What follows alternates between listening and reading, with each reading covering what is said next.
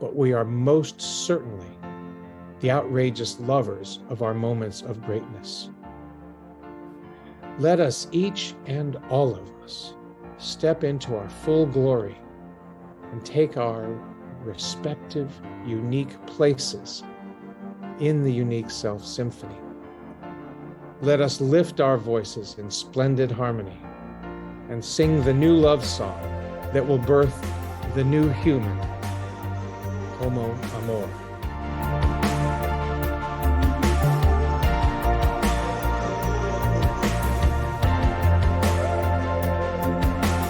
Today, I'd like to start by reading this passage by Richard Beauvais from 1965. I am here because there is no refuge, finally, from myself. Until I confront myself in the eyes and hearts of others, I am running. Until I suffer them to share my secrets, I have no safety from them. Afraid to be known, I can know neither myself nor any other. I will be alone. Where else but in our common ground can I find such a mirror? Here, together, I can at last appear clearly to myself, not as the giant of my dreams, nor as the dwarf of my fears, but as a person, part of a whole, with my share in its purpose. In this ground, I can take root and grow, not alone anymore, as in death, but alive to myself and others. This is a familiar quote to many of us, and there's something deeply true about it. To me, it speaks to the gorgeousness of community. Each Sunday for the last several years, 361 straight Sundays or weekends, we've convened here to both see each other and be seen by each other. As Dr. Gafni wrote in The Mystery of Love, in the end, we all want so desperately, so deservedly, to see and be seen. So thank you for showing up this Sunday to see and be seen in this unique self-symphony called One Mountain, Many Paths. It's not easy to know ourselves. In many ways, even though we allegedly have access to our interior lives in ways that no one else has access, it's easier to know someone else than to know ourselves sometimes. After 68 years, I can barely see myself in the mirror or hear myself. If a skilled impressionist did his Ronen Goddard impression, I swear I couldn't tell if it was accurate. I'd have to ask you. In our unique self-symphony, I can only tell if my unique instrument is in tune and making a contribution if each of you is playing your unique instrument. So again, thank you for being here for this occasion. And now I'll turn this over to my brother David Cicerci to resonate the code, fresh off the Gafni printing press and coming to you directly from Flanders. This week's evolutionary love code. For too long, religion has focused the human being's attention on only the confession of our sins.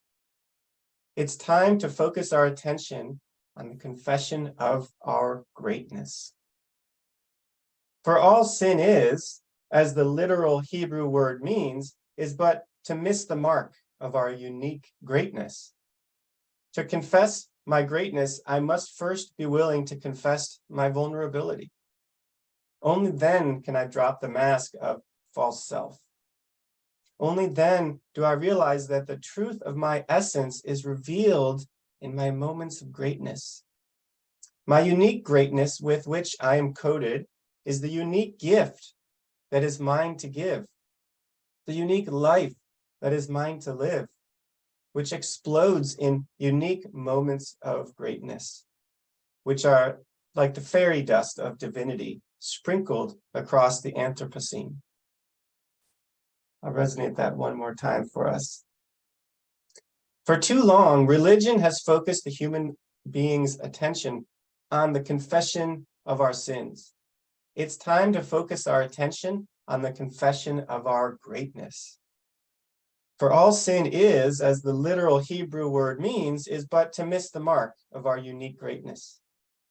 To confess my greatness, I must be first willing to confess my vulnerability. Only then can I drop the mask of false self.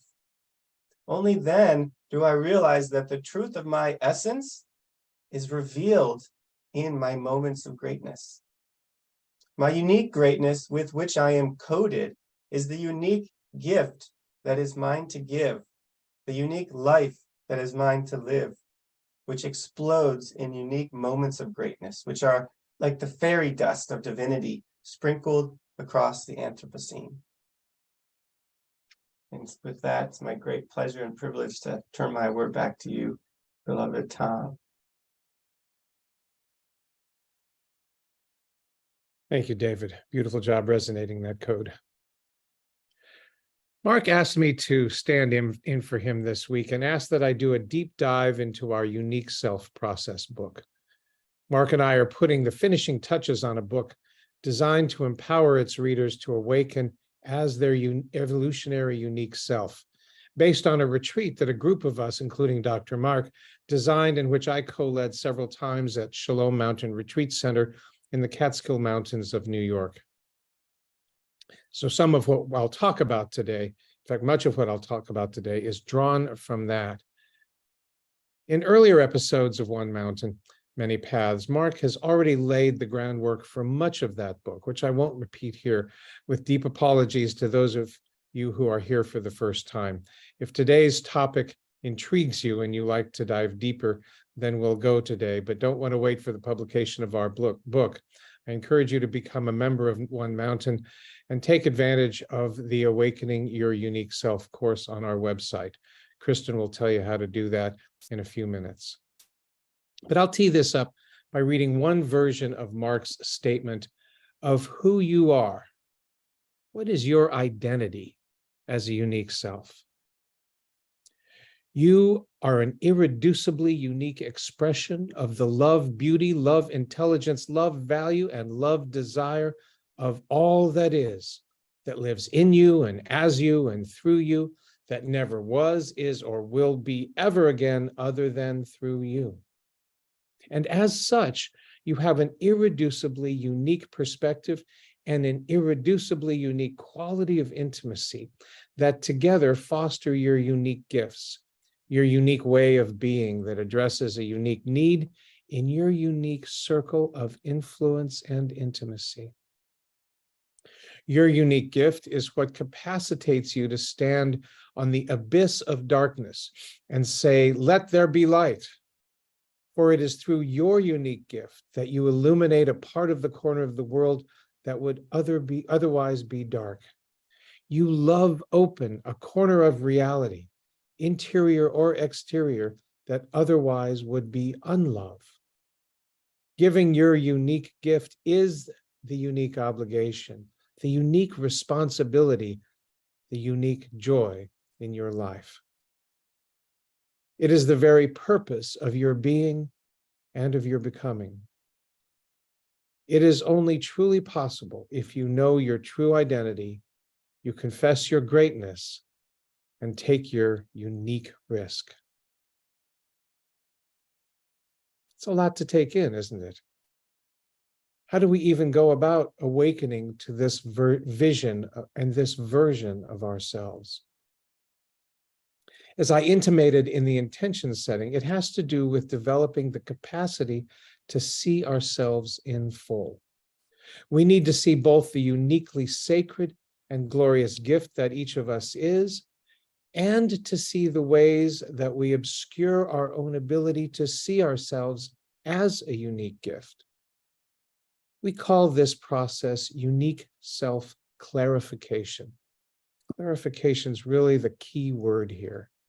And there are a zillion ways that we can clarify our evolutionary unique self.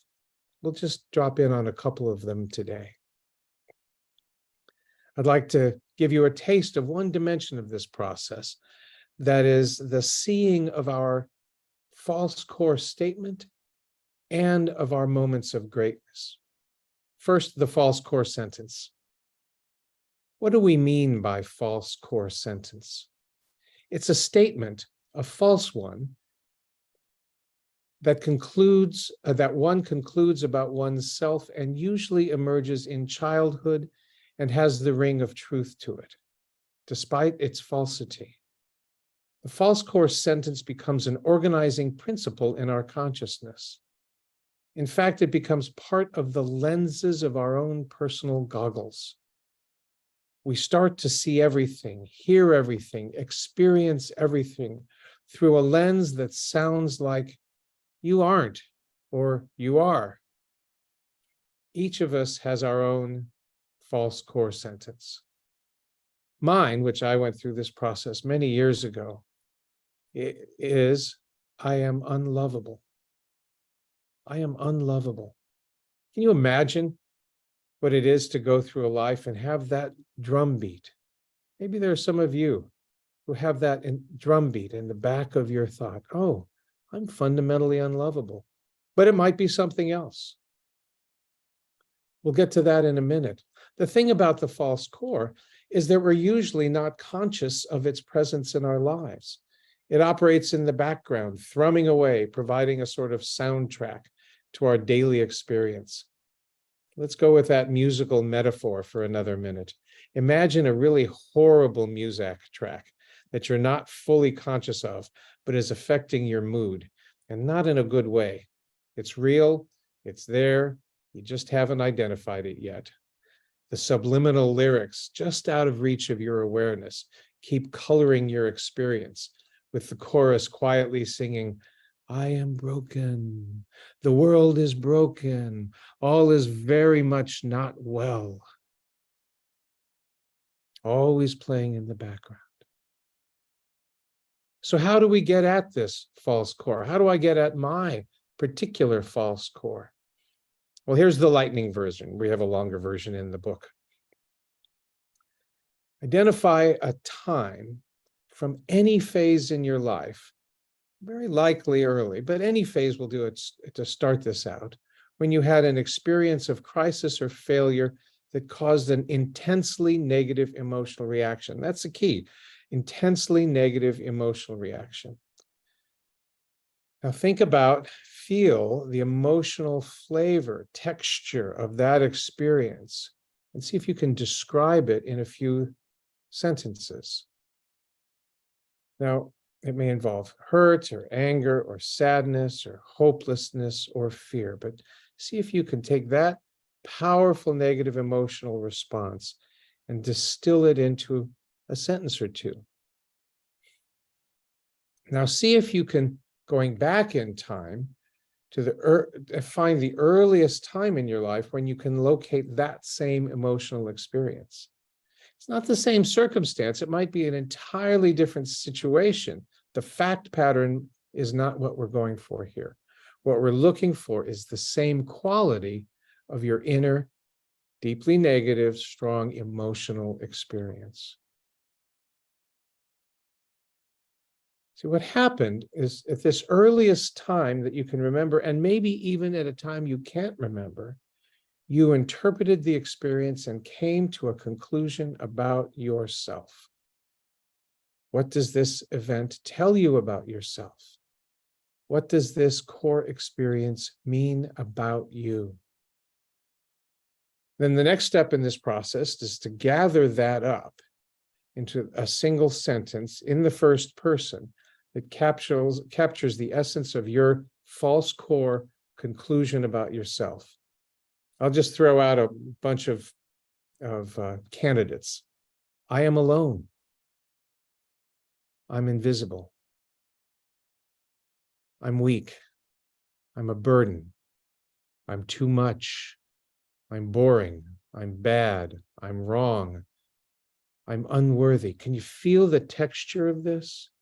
If any one of these just jumps out at you, this might be it. I'm perverted. I'm powerless. I'm not safe. I have bad luck. I'm unattractive. I am unlovable. I am not trustworthy. I am not enough. I am not wanted. I am no good. I am incompetent. And maybe you didn't hear one that resonates deeply for you, and that's fine. That's just some examples that might resonate. So the way it works is from this false core framework, each of us unconsciously constructs a false self to manage life in the world. You see, your false self is a cover, a mask, unconsciously created to hide or deny or even verify or compensate for the false core sentence or sentences that you just identified. So now with that behind us, let's assume for a moment that you've landed on a sentence. We get to ask this question or these two questions. First of all, how do these beliefs impact how you live, the choices you make, what you do? And then we get to ask the question, how do these sentences show up in your primary relationship or in the dynamics with your family and friends, or even in your work life? Think about it. These are not just harmless sentences floating around in the background. They actually shape how we live, our relationships, our family, friends, even our work. Now, if we had more time together, you could really flesh this out and see how this lie that you've told yourself all your life has shaped your life all along the way, at every point along the way. I know when I've taken the time and looked at how mine has shaped it, it's that, oh, I am unlovable, keeps showing up here and here at 20, here at 23, 30, 40, all along the way. This sort of exercise is not so pleasant, is it? And yet, if we're going to really know ourselves, we must know the lies we tell ourselves, even unconsciously, about ourselves and about the world. Because sometimes these sentences show up in the third person. The world is unfair. The world is screwed. People are no damn good. That was my father's favorite. People are no damn good. There are all these false sentences about ourselves and about the situation that we're in. But I can hear it now. I can hear the grumbling out there. Ronen, get us out of this gross swamp of the false core. We don't want to be here anymore. That's cool. We can do that. The next thing I want to talk about is moments of greatness. You can already tell that we're in a new era, the moments of greatness. Have you ever felt so completely in the flow, in the moment, that there was no question in any cell in your body that all was right in the universe and that you were doing exactly what you should be doing at that moment? Hopefully there are more than one of that, but there might be one that just jumps out that day. I've got one. It's like this moment at a particular retreat I was leading. It's like, oh yeah. Yeah, I was exactly in the flow. I knew what to do. I knew I was doing the right thing. I knew I had all I needed to do the right thing in that moment. And that your doing of it, you realize in such moments that your doing of that thing that you're doing in that moment is filled with genuine greatness. Now, you may be habituated to not claim that and not say, yeah, I was really great in that. But in your heart of hearts, you knew it. Yeah, nailed it. Perhaps it's when you're writing, or it happened in nature, or in making love to a beloved partner, or doing your art, or whatever it is. In such moments, we feel connected to who we are and connected perhaps even to something beyond us. We call such moments moments of greatness. In unique self theory, there is a central, often cited statement attributed to the interior scientist Abraham Cook. The essence of who you are is revealed by your moment of greatness. I'll say that again. The essence of who you are is revealed in your moment of greatness. So from Cook's perspective, these moments of greatness aren't just an aberration and never to be repeated thing. It's actually the truth of who you are. So in this community, we explore these moments so that you may know essential truths about who you are. It is those moments of greatness that set the standard that defines you, that are you. Who you really are is you at your best. Evolutionary mysticism teaches that your deepest face is your third face, your unique self, what the Aramaic texts call umka de umka, the deepest of the deep. So take a few minutes. Hopefully you've already started this. Think back through your life. Locate one moment of greatness. It might be a dramatic public moment, the time you were brilliantly teaching that inspired a room full of students, or a public act of service that was extraordinary and was celebrated. But it need not be that. A moment of greatness might be a quiet, private action or spiritual practice known only to you, perhaps shared with another, a holy moment of giving, of loving, of holding space. A moment of greatness may be an act of creativity revealed in a poem, or a song, or a painting. Whatever it is, the key thing to look for, the key knowing, is that in this moment, you felt fully, gloriously, clearly at your center, in your core essence, in your core brilliance and flow and expression. Feels good, those moments, really good. Deep pleasure at all levels in such moments. Once you have identified one moment in your life, continue scanning your life for another moment of greatness. And if maybe after we're done today, see how many such moments occur to you now or later, and perhaps even flesh out the list later in your journaling. After you remember one of your moments of greatness, allow the feelings, thoughts, knowing, and imagining around the moment arise. You can recapture it. What was that moment like, and what did it feel like? It's not so much the event that we're focusing on. Just like we did with the core statement, we want to focus on the emotional experience of our moment of greatness. See if you can get your whole being, body, heart, mind, soul, to remember what it was like to be you in these moments. Here's what Cook calls, Abraham Cook, that I just mentioned a moment ago, the power of spiritual imagination.